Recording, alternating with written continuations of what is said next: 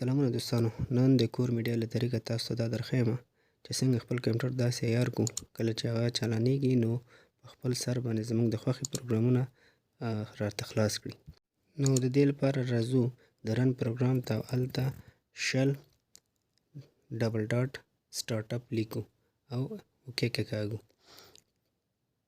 منتظر پاتې کېږو چې دغه وینډوز موږ ته خلاصه شي. کله چې دا وینډوز موږ ته خلاص شوله نو هر هغه پروګرام چې موږ غواړو هغه موږ ته د کمپیوټر په سټارټ کولو سره موږ ته چالان شي نو هغه پیدا کوو او د هغې لوکیشن پیدا کوو. کله چې د هغې لوکیشن پیدا کړو نو د هغې د آیکن یو کپي ځان سره اخلو. مثلا د ګوګل کروم کپي ما واخیستله ځان سره، دا اوس دې فولډر کې پیسټ کوم. په همدې ترتیب سره زه کولی شم چې د اوپیرا براوزر د هغې د پیدا کولو لپاره راځو سټارټ مینو ته، اوپیرا براوزر لیکو، رایټ کلیک پې کوو او د هغې اوپن فایل لوکیشن اخلو. کله چې اوپن فایل لوکیشن واخیستو نو اوپیرا کپي کوو او دلته پیسټ کوو. په همدې ترتیب زه غواړم چې فایرفاکس دې هم ماته په خپل سر باندې اوپن شي نو سټارټ مینو ته راځم او د هغوی فایل لوکیشن پیدا کوم او هغې نه یو کپي اخلم. کله چې هغې نه کپي واخیستله هغه هم دغه سټارټ اپ فولډر کې اچوم. په همدې ترتیب زه راځم او د ګوګل ایج د مایکروسافټ ایج هم ځان سره یو کپي اخلم. پیدا کولو لپاره سټارټ مینو ته ځم، ایج لیکم او هغې نه بعد فایل لوکیشن یې پیدا کوم. کله چې فایل لوکیشن پیدا کړو هغه دلته کپي اچوم. په همدې ترتیب زه چې فوټوشاپ پروګرام هم ډېر استعمالوم نو راځم هلته ځان ته د فوټوشاپ یو کپي هم اچوم. فوټوشاپ فایل لوکیشن پیدا کوم او هغه کوم آیکن چې دی هغه کپي اخلم او دا په دغه سټارټ اپ فایل کې اچوم. کله چې دا ټول شیان خپل دلته را جمع کړل نو څنګه چې تاسو ښکارئ دلته ماته شپږ دانې آیکنې دلته پرتې دي. کله چې زما کمپیوټر چالانیږي نو دغه شپږ آیکنې بیا باید ماته وښیي.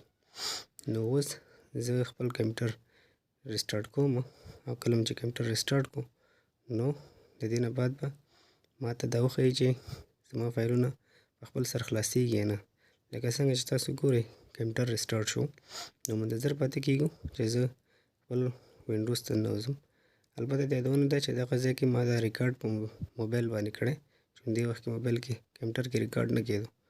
نو زه به تاسو ته دا اوس علني وښیم چې آیا پروګرامونه خپل سر باندې چالانیږي که نه. لکه څنګه چې تاسو ګورئ په یو دغه پروګرامونه یو خپله چالان شو.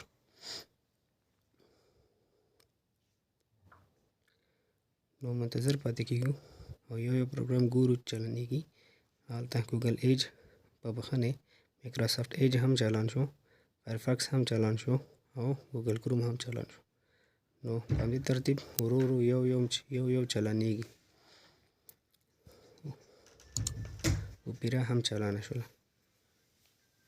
نو اوس ګورو چې زموږ پروګرامونه چالانیږي که نه چالانیږي.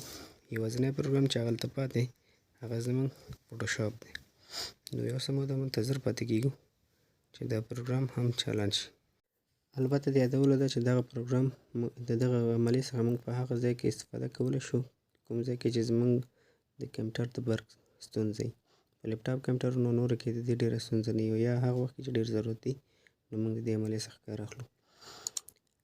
لکه څنګه چې تاسو ګورئ فوټوشاپ پروګرام هغه د په خلاصېدو دی. نو لږ نور هم په تمه کېږو تر څو دغه پروګرام په مکمل ډول خلاص شي. لکه تاسو چې معلومات لرئ فوټوشاپ یو دروند پروګرام دی نو طبعا لږ وخت به نیسي. نو موږ چې اوس ګورو زموږ ټول پروګرامونه هغه پروګرامونه چې موږ ورکړي وو یو په یو خپله خلاص شو. د دې څخه په ډېرو ځایونو کې استفاده